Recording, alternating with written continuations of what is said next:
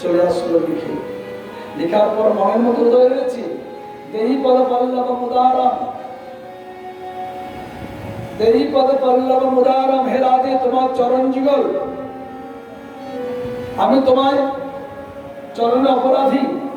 অপরাধীকে দাস যদি অপরাধ করে, প্রভু কখনো দাসকে যেন না ছাড়ে।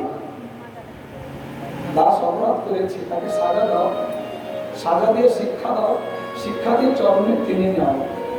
প্রভু যদি দাসকে চিরতরে বিদায় দেয়, সে দাস তার না খেয়ে মরবে। সেই দাসের দুঃখের জীবন, দুঃখের জীবন হয়ে যাবে। তাই প্রভু দাসকে সাজা দিয়ে, দাস ভুল করতেই পারে, তাকে সাজা দিয়ে, সে যে ভুল করেছে তাকে বুঝিয়ে, শিক্ষা দিয়ে, সাজা দিয়ে তাকে চরণে রেখে দিতে হবে। রাধে, আমি অন্যায় করেছি, স্বীকার করছি, তুমি আমাকে সাজা দাও। কি সাজা দেবে? তোমার বহুলতা রজ্জুতে আমাকে বন্ধন করো, বন্ধন করে সাজা দেবে কি? তোমার নয়ন কটাক্ষ বা নিক্ষেপ করে আমার বুকে হানো। তুমি আমার জীবন, তুমি আমার সর্বস্ব, তোমার চরণ ছেড়ে আমি কোথায় যাব?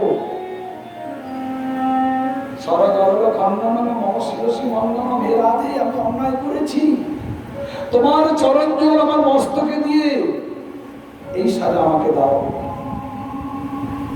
দেহি পদ পল্লব মুদারম, মনে চলে এসেছে। লিখবে জয়দেব, গীত গোবিন্দের লিখবে, কিন্তু লিখতে পারছে না। যতবার লিখতে যাচ্ছে হাত কাঁপছে। কেন?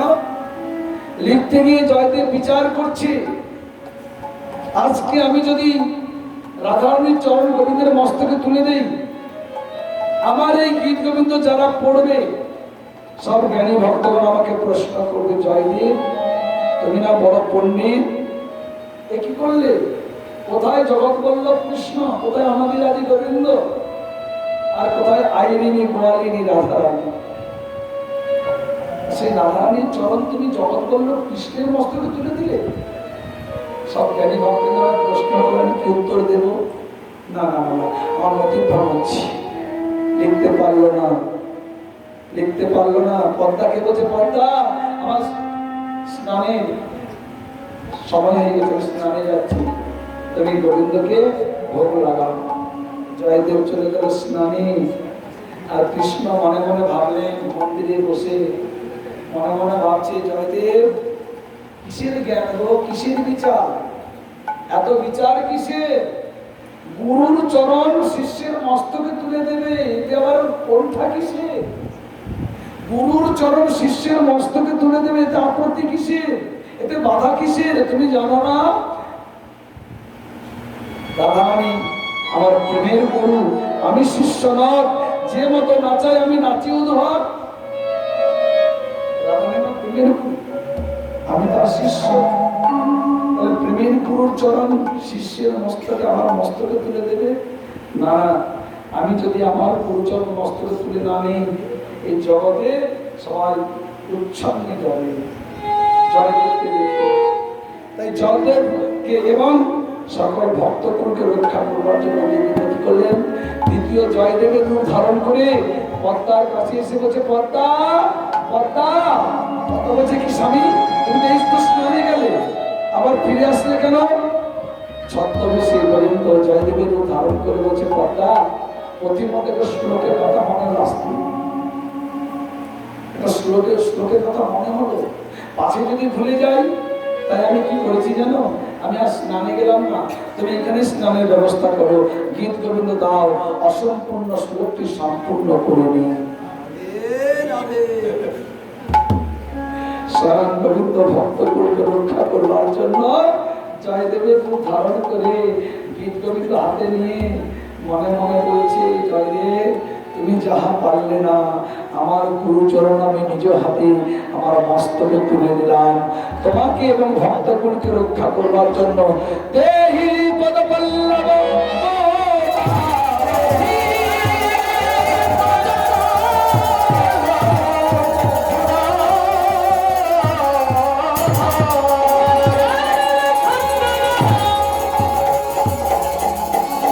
শিব শিব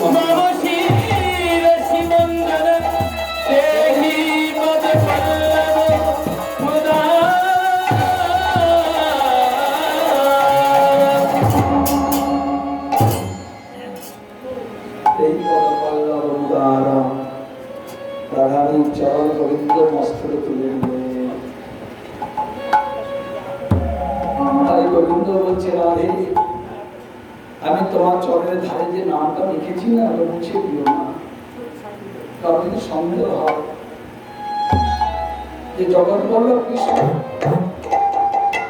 রাধারানীর দাস হবে কেন, এটা মিথ্যা কথা হতে পারে না, তা ভুল। আর সে যদি একবার তোমার চরণ প্রাণে তাকিয়ে দেখে, আমার লেখা রয়েছে,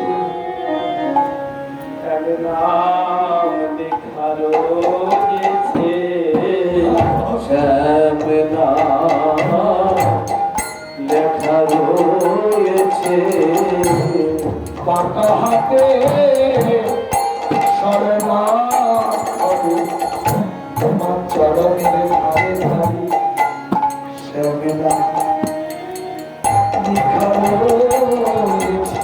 ওই পাকা হাতে পাকা স্বর্ণা করে তোমার শ্যাম নাম লেখা রয়েছে। সে মনের সন্দেহ নিয়ে জগৎ বল্লভ কৃষ্ণ রাধারানীর চরণে দাস হতে পারে না। আমার কমিশন নিয়ে যদি একবার তোমার চরণের দিকে তাকিয়ে দেখে, সে যদি একবার দেখতে পায় আমার লেখা নাম, আমার শ্যাম নাম তোমার চরণের ধারে ধারে লেখা রয়েছে, তার মনে সকল সন্দেহ দূরীভূত হবে, অনায়াসে সে আমার ভক্ত হতে পারবে। রাধে তাই রাধে তোমার চরণে নিবেদন, আমার এই নাম তুমি মুছে দিও না। রাধারানী বলছে, সখী রে, আমার চরণের ধারে ধারে নাম লিখে প্রথম শুরু থেকে জল গেলে এইভাবে কত কাকুবার জল, এতেও সাপ মিটল না। আরেকটা আশ্চর্য কথা কি জানিস, কুঞ্জবনে বধূ আমার চরণ তার বক্ষে জড়িয়ে ধরে কাঁদে, বধূ আমার চরণ তার বক্ষে জড়িয়ে ধরে কাঁদে কুঞ্জে। আমি রাস্তায় যেতে যেতে মনে মনে ভাবলাম, আমার চরণে ধারে বধূর নাম লেখা, বাদিনী গঞ্জ যদি দেখে আমায় তো গঞ্জনা দেবে, সেইভাবে যমুনার জলে নামগুলো ধুইতে লাগলাম, চরণের ধারে ধারে নামগুলো ধুইতে লাগলাম। বধূ কুঞ্জে কাঁদে, আর এই নামগুলো যমুনার তরঙ্গে তরঙ্গে ভাসতে ভাসতে আমার চরণ প্রদক্ষিণ করে। বধূ আমার চরণ জড়িয়ে ধরে কুঞ্জে কাঁদে, আর বধূর নামগুলো আমার চরণ প্রদক্ষিণ করে আর ভাসতে ভাসতে বলে, আরে আমায় অমনে করে ভাসাইও না, অমরে করে ভাসাইও না, ভাসাইও না, ভাসতে ভাসতে জনম গেল, অমনে করে ভাসাইও না, ভাসতে ভাসতে জনম গেল, অমরে করে ভাসাইও না, ভাসতে ভাসতে জনম গেল, অমনে করে ভাসাইও না, ভাসতে ভাসতে জনম গেল, অমনে করে ভাসাইও না, ভাসতে ভাসতে জনম গেল, অমরে করে ভাসাইও না। এত করে তার সাথ দিতে আমার চরণের ধারে ধারে নাম লিখি। আবার কি করলো, আমার চরণের ধুলি চরণের ধুলি অঙ্গেতে মাখাই, চরণের ধুলি অঙ্গেতে মাখাই, চরণের ধুলি অঙ্গেতে মাখাই, চরণের ধুলি অঙ্গেতে মাখাই, শ্যামলা শ্যামলা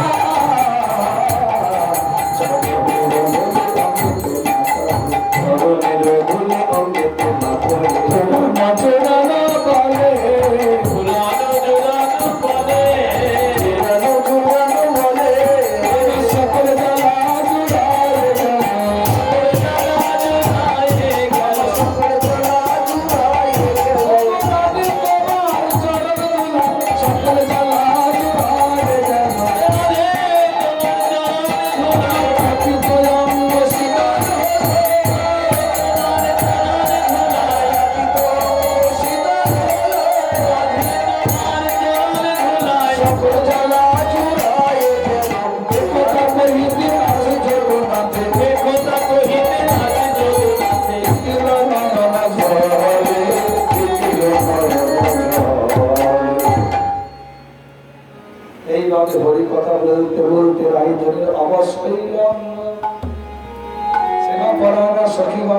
চামড় বেজন করছে, কেউ বা পাখার বাতাস করে রাধার পরিশ্রম দূর করে তৈল হরিদ্বার মাখিয়ে রাধাকে স্নানে নিয়ে গেলেন। বাতানে বসে গোবিন্দ গাবি দৌড় করছে গো। এবার ওই পথ দিয়ে গো রাধারানী যাচ্ছে। রাধারানীর চাঁদে গোবিন্দের ভুল হয়ে গেল। কি ভুল হলো? দৌড় করতে করতে যখনই চাঁদ বদন দেখেছে, এদিকে হাত নেড়েই যাচ্ছে। গাবি বৎস কি করেছে? গাবি তার বাছুর নিয়ে সরে গেছে। শূন্য দহত মুরারি, শূন্য দহত মুরারি, ছুটই অঙ্গুলি কর তুই গতাগতি, ছুটই অঙ্গুলি কর তুই গতাগতি, হে রিহাসত ব্রজনারি, হে রিহাসত ব্রজনারি। গোবিন্দ হাত নেড়েই যাচ্ছে। শূন্য দহত মুরারি, গাবি বাছুর নাই, অনেক আগে সরে গেছে। গোবিন্দ জানেই না, ভাবছে কত না কত দহন করছে। ললিতা বলছে রাধে দেখ দেখ তো রয়ে গেছে পশু কাণ্ড কারখানা দেখ, কাছে গাবি নাই, হাত নেড়েই যাচ্ছে। দেখ দেখ দেখ এই দেখ। এই যে অবধ কি দিচ্ছ? কথা কানেই যাচ্ছে না, হাত নেড়েই যাচ্ছে ভদ্রলোক। কানে যাবে কি করে? শুধু চোখ যায়নি, চোখের সঙ্গে সঙ্গে মন প্রাণ কর্ণ সব চলে গেছে। ললিতা দেবী, ও বাবা, আরে কি দিচ্ছ? হ্যাঁ, আরে তুমি কোথায়? তোমার গাভী বাছুর কোথায়? দেখো হাত এত নাড়ছিল তো। ছি ছি ছি, এত শুধু হাত নেড়েই যাচ্ছি। রবীন্দ্র মনে মনে ভাবছে না, চাঁদ বদন যতক্ষণ দেখা যায় তখন স্বামীকে দেখা দেখবো, কিন্তু গাভী বৎস নিয়ে এসে দৌড় করবো, আবার চাঁদ বদনে নয়ন চক্কর দিয়ে সুধা পান করবো, গাভী বৎস সরে যাবে, আবার শরীরে লজ্জা দেবে। তাতে এক কাজ করি, আর যাতে সখীরা লজ্জা দিতে না পারে, কি করবো না গাভী এনে পায়ে ছাদন দিয়ে দেবো, তাহলে গাভী সরে যেতে পারবে না। ইচ্ছা মতো গাভী দহন করবো, মনের মতো নয়ন চক্কর দিয়ে চাঁদ বদনে সুধা পান করবো। তাই গোবিন্দ কি করলেন? গাভী নিয়ে আসলেন। অস্মাৎ পদকবি বলছে, হে গোবিন্দ, তুমি যতই চতুর শিরোমণি হও না কেন, ভক্তের প্রেমে পড়ে তোমাকে মাঝে মাঝে জন্ম ঢোকাছে। গোবিন্দ কি করছে? গাভী নিয়ে আসলেন। মানে সাদা রঙের গাভী দহন করছিল তো, এবার সাদা রঙের গাভী তো চলে গেছে, ষাঁড় এসে বসতে, সাদা রঙের ষাঁড়। গোবিন্দ গাভী মনে করে ধবলিক ভরমে ধবল পায়ে ছন্দ তো, হে জি গোবিন্দ দাস।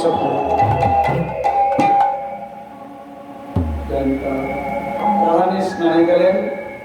স্নান সেরে যমুনা তীরে উঠলেন সখীগণ, ভেজা বসন চালিয়ে শুষ্ক বসন পরিধান করিয়ে নিয়ে গেলেন যাবতে। ওদিকে মা যশোমতী বলছে, কিরে কুন্দলতা, দেরি করছিস কেন? যা যা। কোথায়? আরে রাধারানীকে নিয়ে আয়। রাধারানী হাতের রান্নার সময় গোপাল সেবা হবে না, তাই কুন্দলতা যাবতে গিয়ে জটিলার কাছ থেকে আদেশ নিয়ে রাধারানীকে নিয়ে আসলেন।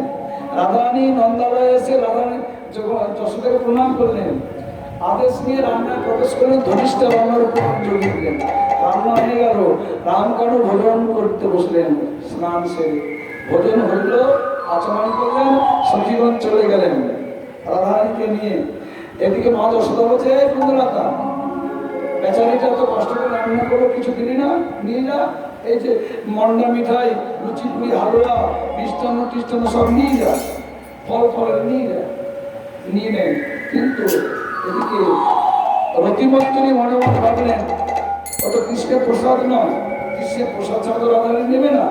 কি করেন? কৃষ্ণ যেখানে সেবা করেছিলেন, এই পাত্র থেকে প্রসাদ নিয়ে ওর মধ্যে মিশিয়ে দিলেন। এবার নিয়ে চললেন যাবতে। রাধারানীর সখীবৃন্দ সঙ্গে নিয়ে ভোজন করলেন, আচমন করলেন। আজকে আমরা মিলন করবো। আয়ানে বেশি মিলন। কৃষ্ণ প্রচরণে চলে গেছে, যাওয়ার সময় রাধারানীকে দেখতে পায়নি। কেন? মানে এত কড়া পাহারা শাশুড়ি ননদী দুজনেই, বাইরে বেরোতেই পারেনি। তাই রাধারানী যেমন কৃষ্ণকে না দেখে দুঃখ, কৃষ্ণ আজকে রাধারানীকে দেখতে পায়নি, তার মনে দুঃখ। মাঠে গিয়ে গরু চড়াতে পারলেই না। এ শ্রীরাম, তোরা গরু চড়া, আমার ভালো লাগছে না, আমি একটু বনে যাই। হ্যাঁ, এইগুলো কৃষ্ণ দুর্বনে গিয়ে আমি কাঁদছি কাঁদছি। জগমা কি বলছে, কি হলো যে সুন্দর, কাঁদছো কেন? কাঁদছো কেন? কৃষ্ণ বলছে, মা তুমি তো জানো আসার সময় দুর্বলন দেখতে পাই। ও, রাধারানীকে দেখতে যাচ্ছ? রাধারানীকে দেখবে? আচ্ছা, এসো এসো।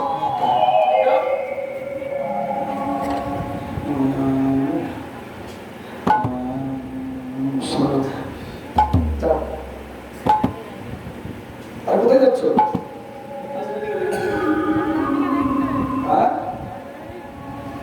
কৃষ্ণ বলছে, মা কোথায় যাবো? এই যে যাবো, যেখানে রাধারানী আছে। কৃষ্ণ বলছে, যাবো যাবোতে এই ভর দুপুরবেলা? হ্যাঁ, আমি চিনে ফেলবে না? জগমা বলছে, আরে যে ফুফা দিলাম, মন্ত্র পড়ে দিলাম না, যে দেখবে সে তোমাকে আয়ান ছাড়া কেউ কৃষ্ণ বলবে না। আমি চিনতে পারছি না, তাই যাবো? হ্যাঁ যাও। রাধারানীর কাছে কৃষ্ণ মনের আনন্দে চলছে, যাবো। আয়ান মাঠে চলে গেছে, খানিকক্ষণ পর কৃষ্ণ যাচ্ছে যাবটে। এবার কুটিলা বলছে, এবার দাদা আসছে কেন? দাদা এই তো মাঠে গেল, দাদা সে সন্ধ্যের সময় আসবে, এখন আসছে কেন?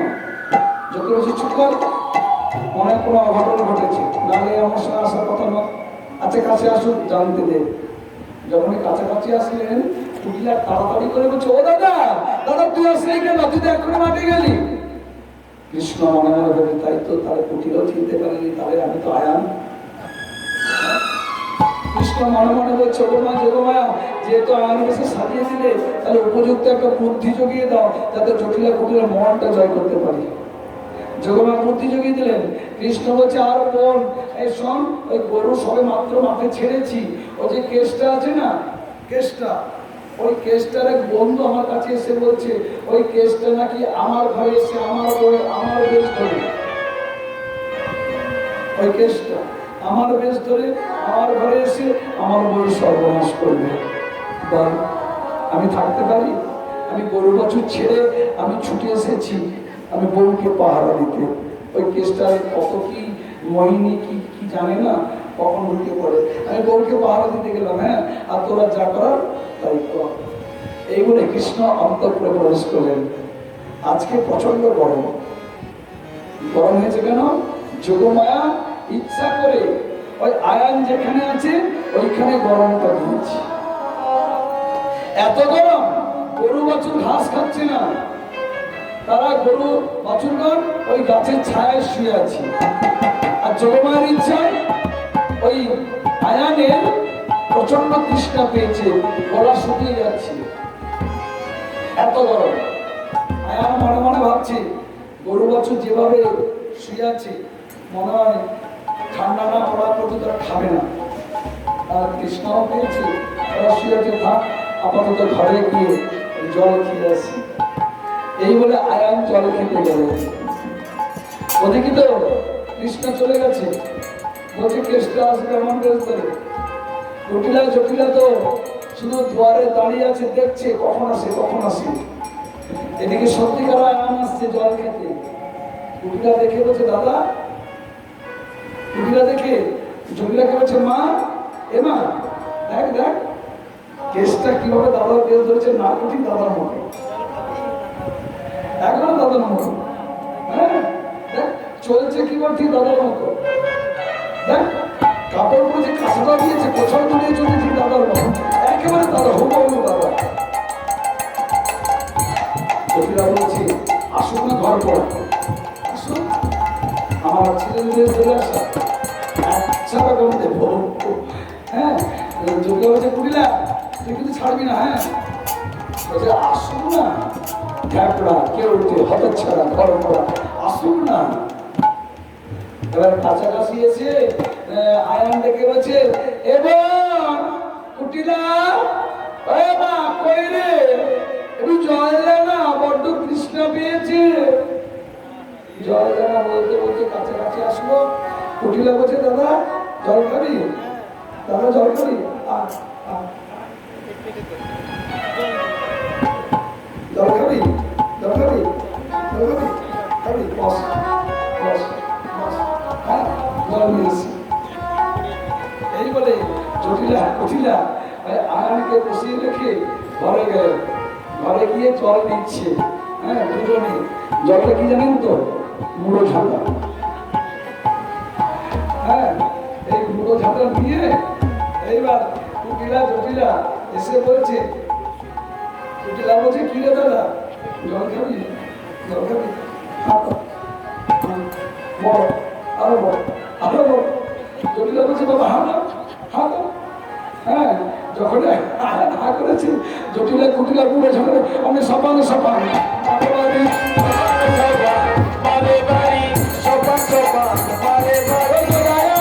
কৃষ্ণ ভেবে